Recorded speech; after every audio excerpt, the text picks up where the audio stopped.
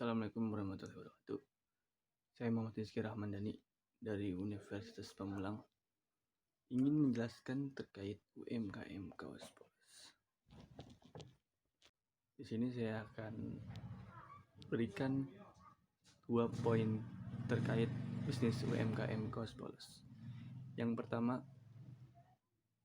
cara menentukan referensi bisnis apa yang akan kita lakukan ke depannya. Dan yang kedua, mengapa kita memilih bisnis UMKM Kaos Polos? Baik, kita mulai saja dari poin pertama. Di sini saya akan jelaskan poin pertamanya, yaitu cara menentukan referensi bisnis apa yang akan kita lakukan. Menurut saya, cara menentukan referensi bisnis apa yang kita lakukan adalah dengan kita memikirkan hal-hal yang kita temui di jalanan. Contoh, kita menemukan adanya bisnis kuliner ataupun fashion ataupun barang-barang elektronik. Di sini kita harus yang namanya untuk mensurvei terlebih dahulu bisnis apa yang akan kita jalankan nantinya. Setelah kita mensurvei, kita harus yang namanya untuk memikirkan hal-hal yang di luar pikiran kita. Contoh, kita membandingkan dari ketiga bisnis itu antara bisnis fashion, bisnis kuliner, ataupun bisnis barang-barang antik, barang-barang elektronik maksud saya, maaf.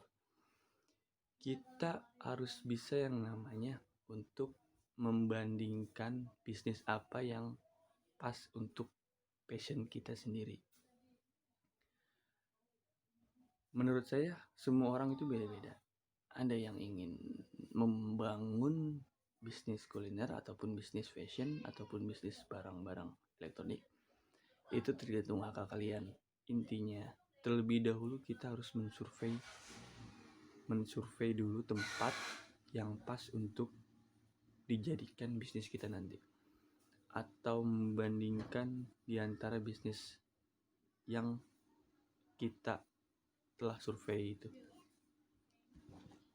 Dan yang kedua, poin kedua adalah mengapa kita memilih bisnis UMKM Kaos Polos? Karena menurut saya bisnis Kaos Polos ini tidak adanya basi ataupun harus dibuang jika tidak laku, bahasa kasarnya. Kaos Polos ini bisa kita tanam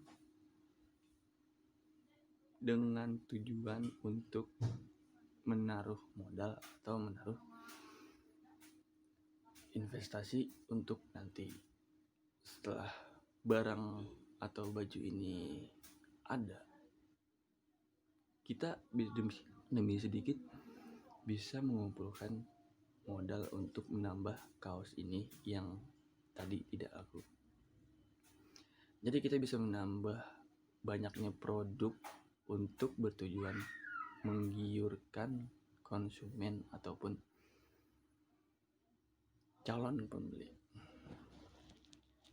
Mungkin hanya itu saja yang dapat saya berikan. Apabila ada kesalahan ataupun tutur kata yang tidak baik, mohon dimaafkan. Wassalamualaikum warahmatullahi wabarakatuh. Halo teman-teman, perkenalkan nama saya Albertus Alwinda Berkatalawa. Saya dari Universitas Pamulang, jurusan akuntansi S1. Dalam kesempatan ini saya akan membahas materi tentang kelebihan dan kekurangan berbisnis fashion, serta cara mengatasi masalah dalam berbisnis. Langsung aja kita bahas yang pertama, yaitu kelebihan dalam berbisnis fashion ini. Dalam berbisnis fashion ini ada beberapa kelebihan, antara lain satu, produk tidak ada expirednya, atau maksudnya tidak seperti kuliner yang mudah basi, karena produk ini menggunakan bahan baku yang relatif tahan lama.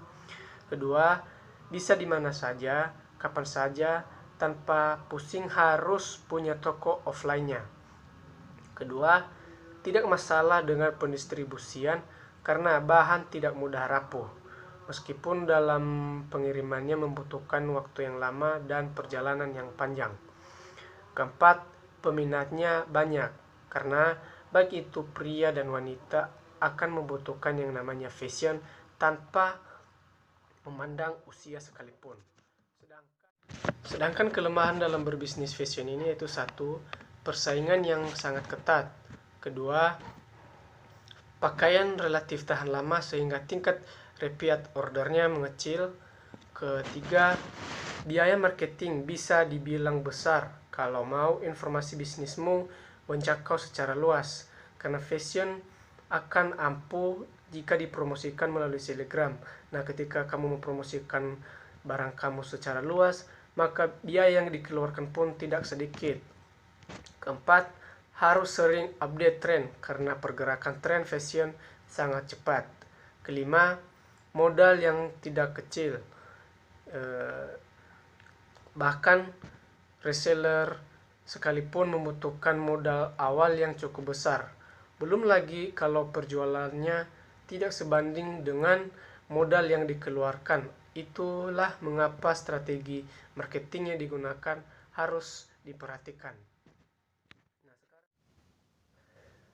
Terdapat beberapa cara mengatasi masalah atau menghadapi masalah dalam berbisnis. Itu satu, dengan menenangkan emosi dan pikiran. Kedua, berpikirlah optimis dan segera move on dari kegagalan Anda sebelumnya. Ketiga, mulailah berpikir secara kreatif dalam menyelesaikan masalah bisnismu. Keempat, tak perlu putus asa karena masalah ini cenderung membuat kamu mengetahui kesalahan-kesalahan Anda sebelumnya. Kelima, belajar dari kesalahan-kesalahan Anda yang pernah Anda buat. Keenam, mulailah mengelola keuanganmu dengan benar. Dan terlebih, jangan pernah lupa berdoa dan meminta pertolongan dari Tuhan Allahmu. Tapi dengan adanya penerapan yang sudah tepat, sudah pasti masalah apapun Anda akan bisa mengatasinya dengan mudah. Jadi sekian materi atau penjelasan dari saya. Kurang lebih saya minta maaf. Terima kasih.